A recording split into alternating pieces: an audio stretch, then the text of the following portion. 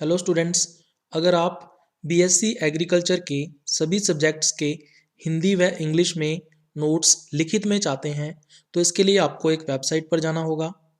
इसके लिए आपको गूगल में सर्च करना होगा प्लांट ब्रीडिंग 2010, जिसमें कोई भी स्पेस आपको नहीं रखना है।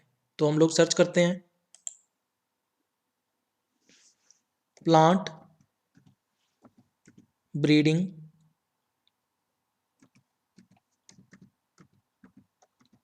2010 और उसके बाद आपको एंटर दबाना है। जैसे ही आप एंटर पर क्लिक करते हो तो आपको सबसे ऊपर की तरफ एक लिंक दिखाई देगा साइंस एंड एग्रीकल्चर बॉटनी के नाम से। ठीक है, ये वेबसाइट कौन सी है? Plant breeding 2010.blogspot.com। तो इस लिंक को आपको ओपन करना है, तो हम लोग इस पर क्लिक करेंगे। जैसे ही आप लिंक के ऊपर क्लिक करोगे तो आपको एक साइंस एंड एग्रीकल्चर बॉटनी के नाम से वेबसाइट ओपन हुई दिखाई देगी। इसमें आपको लेफ्ट कॉर्नर पर साइड बार पर क्लिक करना है और जैसे ही साइड बार पर क्लिक करोगे तो आपको यहाँ पर अलग अलग सब्जेक्ट्स के जो लिंक्स हैं वो मिल जाएंगे और इसके साथ साथ जो ओल्ड पेपर्स के लिंक्स हैं वो भी आपको यहाँ पर आसानी से मिल जाएंगे, जिनके ऊपर क्लिक करके आप नोट्स तक पहुँच सकते हो। जो सब्जेक्ट्स यहाँ पर मेंशन नहीं हैं वो आने वाले टाइम में यहाँ पर ऐड कर दिए जाएंगे। जेनेटिक्स का नेक्स्ट लेक्चर है non allelic gene interactions part first, अयुग्म विकल्पीय जीन अंत्यक्रियाएं भाग प्रथम। इसके अंदर हम लोग 3 प्रकार की नॉन एलिलिक जीन इंटरेक्शंस के बारे में पढ़ेंगे, complementary genes, supplementary genes and duplicate genes. तो इनको एक एक करके हम लोग डिस्कस करते हैं अभी। सबसे पहले कॉम्प्लीमेंट्री जीन्स क्या होते हैं अभी? तो ये दो अलग अलग जीनों के युग्म विकल्पी होते हैं, या हम कह सकते हैं दो अलग अलग जीन्स के एलिल्स होते हैं। ठीक है, इसलिए इनको क्या कहा जाता है? नॉन एलिल्स या अयुग्म विकल्पी। तो दो अयुग्म विकल्पी जो प्रभावी होते हैं यानी कि डोमिनेंट होते हैं, यानी कि कैपिटल लेटर से इनको लिखा जाता है, वे एक दूसरे के संपूरक होते हैं, यानी कि एक दूसरे के क्या होते हैं? कंप्लीमेंट्री होते हैं। इसका क्या मतलब है? इसका मतलब ये है कि इन दोनों के साथ साथ होने पर, है ना, चेकर बोर्ड जब हम बनाएंगे तो बॉक्स के अंदर अगर ये दोनों के दोनों प्रभावी नॉन एलिल्स या अयुग्म विकल्पी साथ साथ आएंगे एक ही बॉक्स के अंदर, तब ही लक्षण की अभिव्यक्ति होती है, यानी कि जो फिनोटाइप है वो एक्सप्रेस होता है। ठीक है, तो ऐसे जीन्स को क्या बोलते हैं? कंप्लीमेंट्री जीन्स या संपूरक जीन बोलते हैं इनको। इसमें लक्षण प्रारूप अनुपात जो है या फिनोटिपिक रेशियो जो है वो चेंज हो जाता है। कितना हो जाता है अभी? 9:7 या 9:7। इसका एग्जाम्पल या उदाहरण आपको ध्यान में रखना है। तो मीठी मटर जिसका नाम है लेथाइरस ओडोरेटस, इसका बॉटनिकल नेम है, वनस्पतिक नाम, इसमें पुष्पों का जो रंग है या फ्लावर्स का जो कलर है वो कंप्लीमेंट्री जीन्स के द्वारा नियंत्रित किया जाता है या कंट्रोल किया जाता है। तो अब हम इसको डायग्राम से समझते हैं अभी। तो मैंने आपको बताया कि 2 जीन हैं, तो 2 जीन है तो टोटल कितने एलिल्स या युग्म विकल्पी हो गए? 4। तो 4 युग्म विकल्पी कौन कौन से हैं और वो कौन से कलर के लिए या रंग के लिए उत्तरदायी होते हैं, ये आपको पता होना चाहिए। तो कैपिटल पी पर्पल फ्लावर्स के लिए रिस्पॉन्सिबल है, स्मॉल पी व्हाइट फ्लावर्स के लिए रिस्पॉन्सिबल है, capital C complementary gene allele है या हम कह सकते हैं संपूरक युग्म विकल्पी है। किसका? कैपिटल पी का। ठीक है, ये वाला जो कैपिटल पी एलिल है या युग्म विकल्पी है। तो कैपिटल पी और कैपिटल सी ये आपस में क्या है? नॉन एलिल्स हैं या अयुग्म विकल्पी हैं, क्योंकि ये दोनों के दोनों अलग अलग जीनों के युग्म विकल्पी हैं या अलग अलग जीन्स के एलिल्स हैं। ठीक है, तो दोनों के दोनों देखो प्रभावी हैं, ये भी कैपिटल पी है और ये कैपिटल सी है। ठीक है, तो कंप्लीमेंट्री ऑफ कैपिटल पी है, इसका क्या मतलब है? इसका मतलब ये है कि कैपिटल पी और कैपिटल सी ये दोनों साथ साथ होने पर, यानी जब ये कैपिटल सी जो है कैपिटल पी के साथ आएगा एक ही बॉक्स के अंदर, तब जाकर पर्पल कलर के फ्लावर्स उत्पन्न होंगे। अगर कैपिटल पी अकेला है, उसके साथ कैपिटल सी नहीं है, तो इसका मतलब जो कलर है वो पर्पल नहीं आएगा, फिर कौन सा कलर आएगा? व्हाइट कलर आएगा। तो purple colour is developed when capital P and capital C both comes together, दोनों साथ साथ होते हैं तभी पर्पल कलर जो है वो डेवलप होता है। तो यहाँ पे हमने एक क्रॉस करवाया है जिसमें दोनों जो पेरेंट्स हैं या जनक हैं उनका जीन प्रारूप या जीनोटाइप एक समान है, capital P small p capital C small c। ठीक है, दूसरे का भी यही है, capital P small p capital C small c। अब इन दोनों में देखो आप, कैपिटल P और कैपिटल C दोनों एक साथ उपस्थित हैं, इसका मतलब फ्लावर्स कैसे होंगे इस पौधे के, पर्पल फ्लावर्स होंगे। उसी तरह से इसमें भी कैपिटल P और कैपिटल C साथ साथ हैं, तो इस जनक के जो फ्लावर्स हैं वो कैसे होंगे, पर्पल कलर के फ्लावर्स होंगे। तो इन दोनों में हमने क्रॉस करवाया। तो जब भी हम लोग क्रॉस करवाते हैं तो उसके बाद फिर हम लोग क्या बनाते हैं, अभी चेकर बोर्ड बनाते हैं। तो इस तरह से चेकर बोर्ड आप लोग बना सकते हो। इसके अंदर टोटल 16 बॉक्स या 16 डिब्बे बनेंगे, और एक तरफ हम लोग नर जनक जो पौधा होता है उसके गैमेट्स या युग्मक लेते हैं, और दूसरी तरफ जो मादा जनक पौधा होता है उसके गैमेट्स या युग्मक लेते हैं। ठीक है, तो 4 तरह के युग्मक जो हैं वो दोनों जो पेरेंट्स हैं या जनक हैं उसमें बनेंगे। तो क्या कॉम्बिनेशन आएगा, capital B capital C, capital P small p capital C और स्मॉल p स्मॉल c। दूसरी तरफ जो मादा जनक पौधा है उसमें भी सेम तरह के कॉम्बिनेशंस बनेंगे, capital P capital C, capital P small p capital C और स्मॉल p स्मॉल c। अब इनका हमें क्या करना है, कॉम्बिनेशन जो है वो बनाना है बॉक्स के अंदर। तो कैपिटल P कैपिटल C यहाँ से आएगा और कैपिटल P कैपिटल C यहाँ से आएगा। तो इस तरह से इनको फिलअप कर लेना है। हर एक बॉक्स के अंदर जो भी गैमेट्स के कॉम्बिनेशंस बन रहे हैं इनको फिलअप कर लिया तो पूरे का पूरा जो चेकर बोर्ड है वो फिल हो जाएगा, इनके जो बॉक्सेस हैं या डिब्बे हैं वो भर जाएंगे। अब हमें क्या करना है, अब हमें ऐसे बॉक्सेस को फाइंड आउट करना है जिसमें कैपिटल P व कैपिटल C दोनों उपस्थित हों। बाकी के जो प्लेसेस हैं वहाँ पर कुछ भी हो सकता है, कैपिटल P भी हो सकता है, स्मॉल p भी हो सकता है, यहाँ पे स्मॉल c भी हो सकता है और कैपिटल C भी हो सकता है, इससे कोई फर्क नहीं पड़ता। लेकिन ऐसे बॉक्सेस जिनमें कैपिटल P और कैपिटल C दोनों साथ साथ हैं ऐसे हमें काउंट करने हैं। तो कितने हैं अभी देखो, 1 2 3 4 5 6 7 8 और 9। तो 9 बॉक्स ऐसे हैं जिनमें कैपिटल P और कैपिटल C दोनों साथ साथ हैं। तो इसका मतलब 9 जो बॉक्स हैं वो किसको शो कर रहे हैं, पर्पल फ्लावर को प्रदर्शित कर रहे हैं। बाकी कितने बचे, 16 में से 9 गए, 7 बच गए। तो 7 बॉक्सेस व्हाइट फ्लावर्स को या सफेद पुष्पों को प्रदर्शित करेंगे। तो इस प्रकार से जो लक्षण प्रारूप अनुपात है या फिनोटाइपिक रेशियो है वो क्या आ जाता है, 9:7 या 9:7 आ जाता है। उसके बाद दूसरा है सप्लीमेंट्री जीन्स। तो सप्लीमेंट्री जीन्स क्या होते हैं भाई, दो अयुग्म विकल्पी जीन, ठीक है, यानी नॉन एलिलिक जो जीन्स होते हैं परस्पर इस प्रकार से क्रिया करते हैं या रिएक्शन करते हैं एक दूसरे के साथ इस प्रकार से कि अप्रभावी युग्म विकल्पी, ठीक है, जो रिसेसिव एलिल होता है वो दूसरे अयुग्म विकल्पी के प्रभाव को दबा देता है। ठीक है, जो दूसरा नॉन एलिल होगा उसका जो इफेक्ट होगा या प्रभाव होगा उसको वो दबा देता है या छिपा लेता है। ठीक है, इसको क्या बोलते हैं, सप्लीमेंट्री जीन्स। ठीक है, इस अप्रभावी युग्म विकल्पी या रिसेसिव एलील को क्या बोलेंगे, सप्लीमेंट्री जीन्स बोलेंगे। अब यहाँ पे ध्यान देने वाली बात क्या है अभी, अप्रभावी युग्म विकल्पी है, रिसेसिव एलील है, तो इसका मतलब ये होमोजाइगस स्टेज के अंदर ही, समयुग्मजीय अवस्था के अंदर ही अपना प्रभाव उत्पन्न कर सकता है। ठीक है, इसका एक और नाम भी है, इसको अप्रभावी एपिस्टेसिस भी कहा जाता है। तो ये खास बात है, इसके लिए ध्यान में रखना है, पूछ सकते हैं आपसे। इसमें जो लक्षण प्रारूप अनुपात है या फिनोटाइपिक रेशियो है वो परिवर्तित हो जाता है। कितना आता है अभी, 9:3:4 या 9:3:4 इसमें आता है। एग्जाम्पल्स की बात करें तो उदाहरण इसमें 2 एग्जाम्पल्स हम लोग करेंगे। सबसे पहला एग्जाम्पल आता है चूहे में त्वचा का रंग या कलर ऑफ स्किन इन माइस। तो माइस के अंदर जो स्किन का कलर है वो 2 जीनों के 4 एलिल्स के द्वारा नियंत्रित किया जाता है, 2 जीनों के 4 युग्म विकल्पियों के द्वारा कंट्रोल किया जाता है।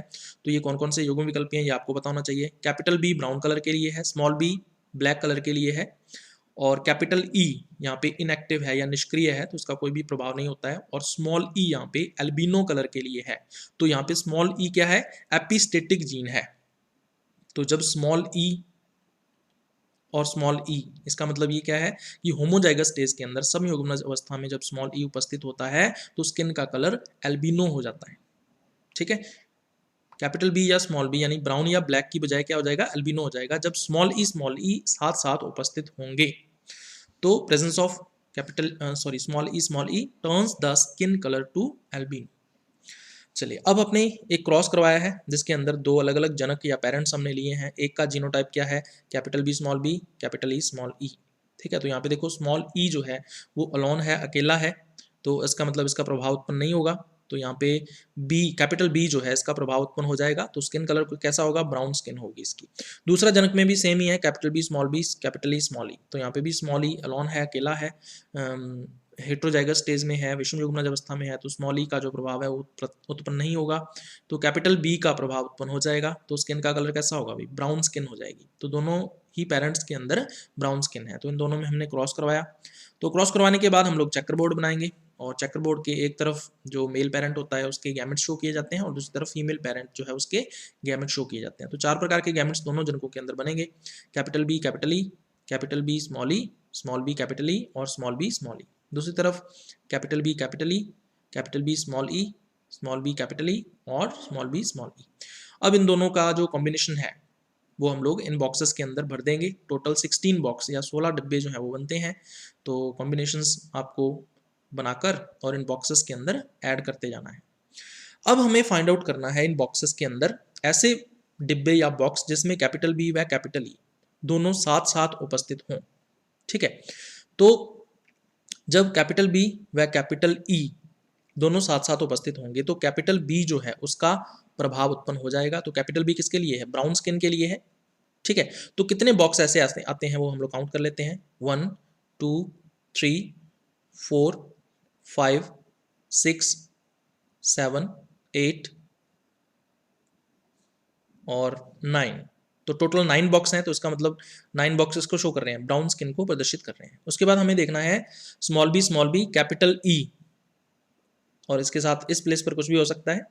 तो ऐसा जो कॉम्बिनेशन है वो ब्लैक स्किन को प्रदर्शित करेगा, क्योंकि स्मॉल बी किसके लिए आता है, ब्लैक स्किन के लिए आता है। यहाँ पे कैपिटल ई आ गया, इसका मतलब जो स्मॉल ई है वो होमोजाइगस अवस्था के अंदर या हम कह सकते हैं कि समयुग्मजीय अवस्था में नहीं हो सकता। तो स्मॉल बी का जो लक्षण प्रारूप है या फिनोटाइप है वो प्रदर्शित हो जाएगा। तो ऐसे बॉक्सेस हमें फाइंड आउट करने हैं। तो देखो कौन कौन से हैं अभी, इसमें आ जाएगा 1 2 एंड 3, तो इसका मतलब 3 बॉक्स ब्लैक स्किन को प्रदर्शित कर रहे हैं। उसके बाद हमें फाइंड आउट करने हैं जिसमें स्मॉल ई हो और बाकी पहले 2 प्लेसेस पर कुछ भी हो सकता है, तो ऐसे एल्बिनो स्किन को प्रदर्शित करेंगे। तो ऐसे बॉक्स कितने हैं अभी देख सकते हो, 1 2 3 और 4, तो 4 बॉक्स ऐसे हैं जो कि एल्बिनो कलर को प्रदर्शित करेंगे। उसके बाद दूसरा जो एग्जाम्पल है वो है ज्वार में ग्लूम का कलर, जो रंग है। तो ग्लूम क्या है, अभी एक तरह का सहपत्र होता है, बंध्या सहपत्र या स्टेराइल ब्लैक टिस को बोलते हैं। तो ज्वार के अंदर ग्लूम का जो कलर है वो 2 जीनों के द्वारा नियंत्रित किया जाता है। तो 2 जीनों के 4 युग्म विकल्पीय एलील्स होते हैं, तो इनके बारे में आपको पता होना चाहिए। कैपिटल आर जो है ये रेडिश पर्पल कलर के लिए है, small R black purple colour के लिए है, कैपिटल ई यहाँ पे इनएक्टिव है या निष्क्रिय है, और स्मॉल ई यहाँ पे ब्राउन कलर के लिए रिस्पॉन्सिबल है, जिसको एपिस्टैटिक जीन भी कहा जाता है। तो जब स्मॉल ई उपस्थित होगा, यानी कि जब स्मॉल ई अपनी होमोजाइगस अवस्था के अंदर या समयुग्मजीय अवस्था के अंदर उपस्थित होता है तो ग्लूम का जो रंग है वो ब्राउन हो जाता है। ठीक है, तो presence of small E turns the gloom colour to brown. अब यहाँ पे हम लोग 2 तरह के पेरेंट्स ले रहे हैं और इनका जीनोटाइप जो है वो सेम है, capital R capital E small E.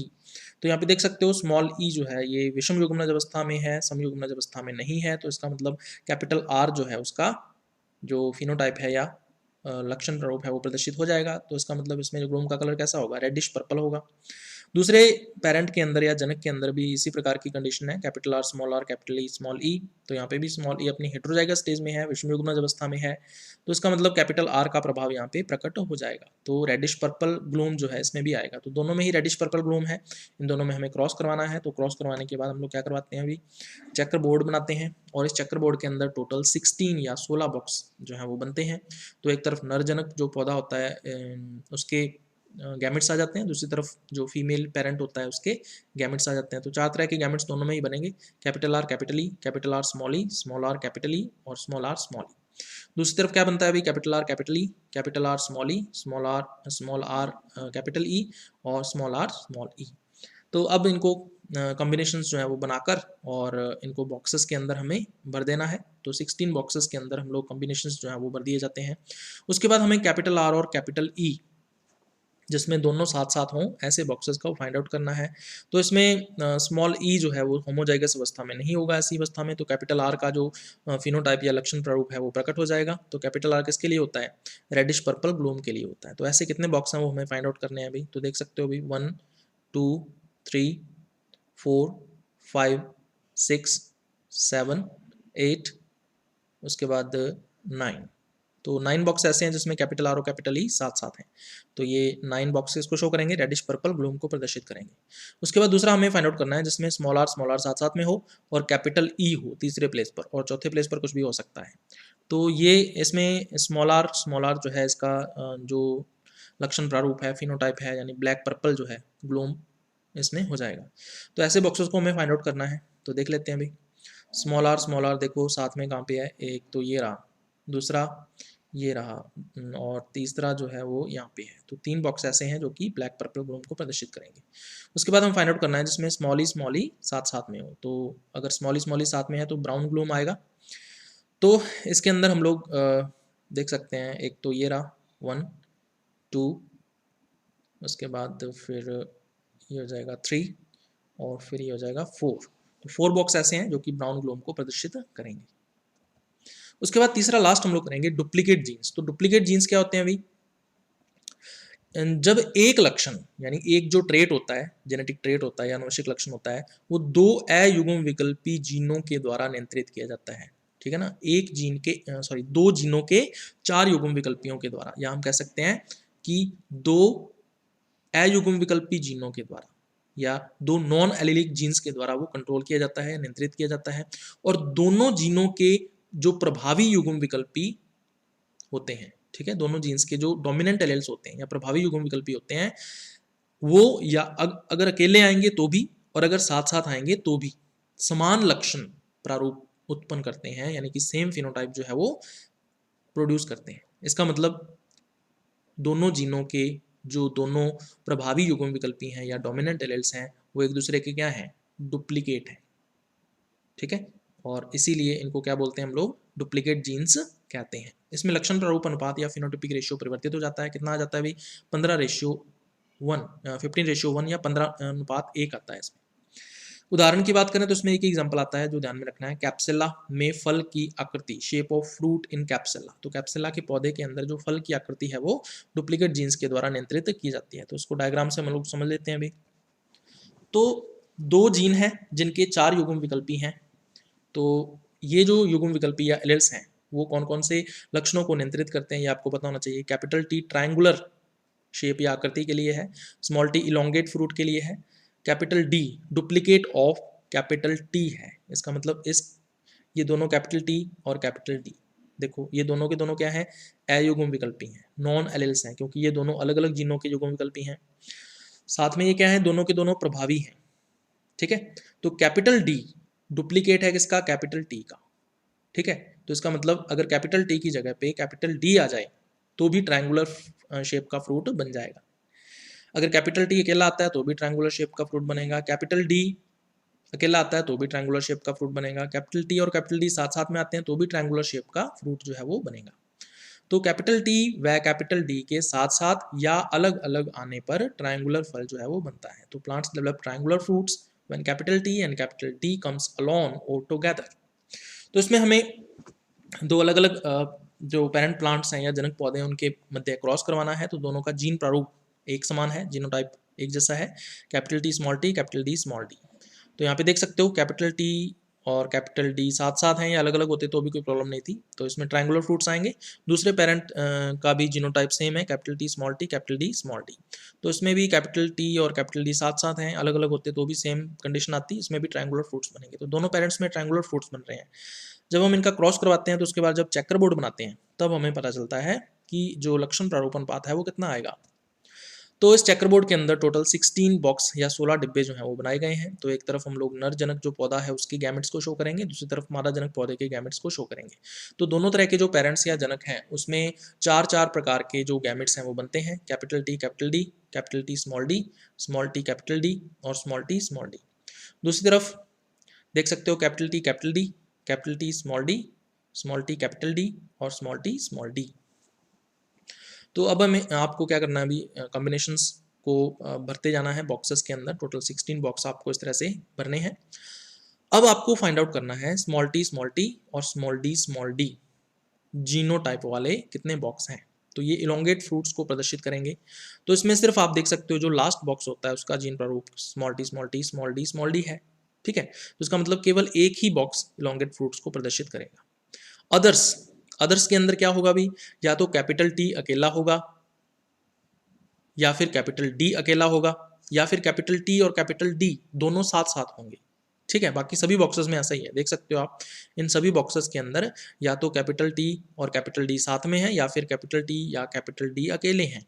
तो इन सभी बॉक्सेस के अंदर क्या बनेंगे, ट्रायंगुलर फ्रूट्स को प्रदर्शित करेंगे ये, ठीक है। तो 15 बॉक्स ऐसे आते हैं जो कि ट्रायंगुलर फ्रूट्स को प्रदर्शित करते हैं। तो इस प्रकार से जो अनुपात है वो कितना आता है, 15:1 या 15:1 आता है। तो ये था भी अपना आज का लेक्चर।